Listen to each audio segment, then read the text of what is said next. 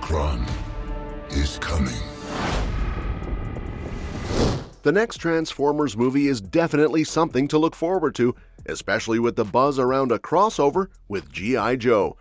But even with all that excitement, it might not be the best direction for the franchise right now.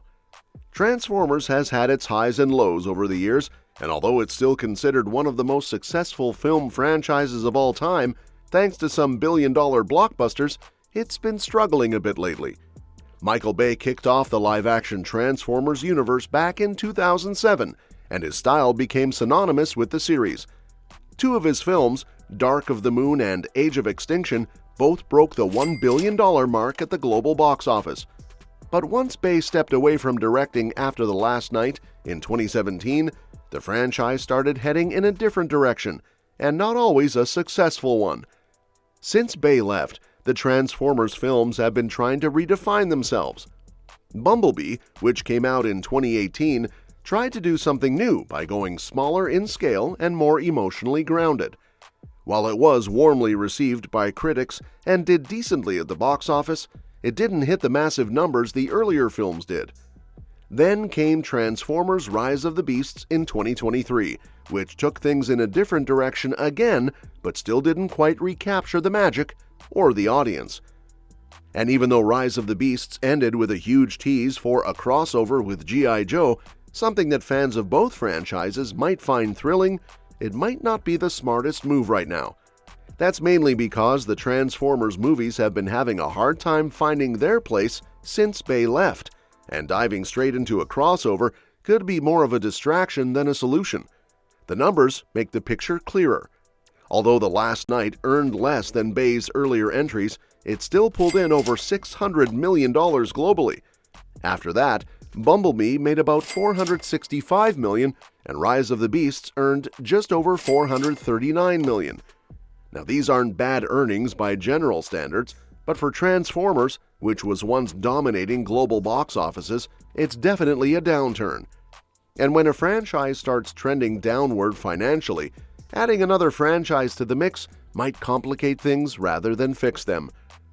One of the big challenges here is identity. Michael Bay's vision was bold, explosive, and very stylized, and for better or worse, it defined what a Transformers movie looked and felt like. His films always included a large human element, using characters like Sam Witwicky or Cade Yeager as the audience's lens into the robotic world. After Bay's departure, though, the newer films haven't quite figured out what their own voice is. They've tried to keep some elements from Bay's era, but also shift tone or focus, and that inconsistency has made it hard to build momentum again. So when you consider all that, it's easy to see why launching a crossover with G.I. Joe might not be the ideal move right now. The Transformers franchise is still trying to figure out who it is in this new era, and adding another major franchise into the mix could just muddy the waters. It might be better to focus on strengthening the core identity of Transformers first, then think about expanding with crossovers. Another thing to consider is the lack of clear direction for the upcoming crossover. Since Rise of the Beasts dropped that G.I. Joe tease, there hasn't been much revealed about what the crossover will actually look like. Given the size and legacy of both franchises, you'd expect there to be more hype, more chatter, and definitely more updates. But instead, it's been pretty quiet, almost surprisingly so. And while the tease at the end of Rise of the Beasts got fans talking, the rest of that movie didn't exactly wow audiences or critics. Bumblebee had a much better critical reception, so it's not as though the franchise is out of potential, it just needs better execution. But as it stands, trying to leap into a major crossover while the foundation is still shaky doesn't feel like the best plan.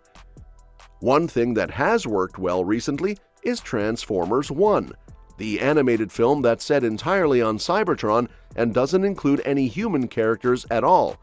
That might sound risky, especially since every live-action Transformers movie so far has heavily relied on human leads.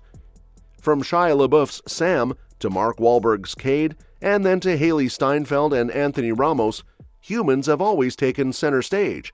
But Transformers 1 is doing something different. It focuses on Optimus Prime and Megatron and explores their relationship without the need for a human anchor.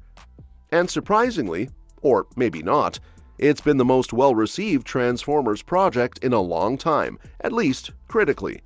That tells us something. Maybe audiences are more interested in the actual Transformers than in the humans standing beside them. If Transformers 1 can be successful without a single human character, that's a strong sign that the franchise doesn't need to rely so heavily on Earth-based stories. Despite that, the upcoming live-action film, Transformers 8 for now, will likely go back to the familiar formula. Since it's expected to continue the story from Rise of the Beasts and deepen the G.I. Joe connection, it's safe to assume that human characters like Noah Diaz and the G.I. Joe team will play central roles again. That's a bit disappointing for fans who were hoping for more focus on the Transformers themselves, especially after how promising Transformers 1 looks. The lack of a sequel announcement for Transformers 1 also adds to the frustration. If a movie that finally gave fans something fresh and character-driven doesn't get continued, while another live-action installment centered on humans is rushed into development, it sends a message that the franchise still hasn't learned from its missteps. This is especially puzzling, given how rich the animated side of Transformers is. Long before the live-action movies came along, there were numerous animated series that told deep, emotionally resonant stories about the Autobots, Decepticons, and their long-standing battles. Shows like Transformers Prime and the original Transformers cartoon are considered classics for a reason. They didn't need constant explosions or human leads to tell compelling stories. They just leaned into the mythology and the characters. Even Rise of the Beasts managed to pull some inspiration from the animated series Beast Wars, which was a nice nod to longtime fans. So it's clear that looking back at the animated roots of Transformers could be a smart way to move forward. If the upcoming crossover can keep that energy and focus on the Transformers themselves, rather than just using them as background for another human-led military mission, it might stand a chance. But as things look right now, the focus seems to be on expanding rather than refining, and that's risky. Crossovers can be fun and flashy, but they work best when each franchise involved already has a solid identity and a consistent tone. Transformers is still working on both of those. Until it figures them out, jumping into a crossover might end up being more of a setback than a step forward. At the end of the day, there's still a lot of potential in the Transformers universe. Whether through emotional animated stories or big-screen action epics, there's room for the franchise to grow. But it needs to focus on the Transformers themselves, their stories, their conflicts, and their world. Once that's been nailed down, then bringing in something like G.I. Joe might actually feel earned. Until then, it's best to keep things simple, focused, and grounded in what made Transformers beloved in the first place, the robots. And that's that for today's video. Thanks for watching, and we will see you in the next one. Your suggestions for future videos are always welcome in the comments below. Don't forget to like, share, and subscribe to stay in the loop. And if you want, you can share your thoughts about this video in the comments.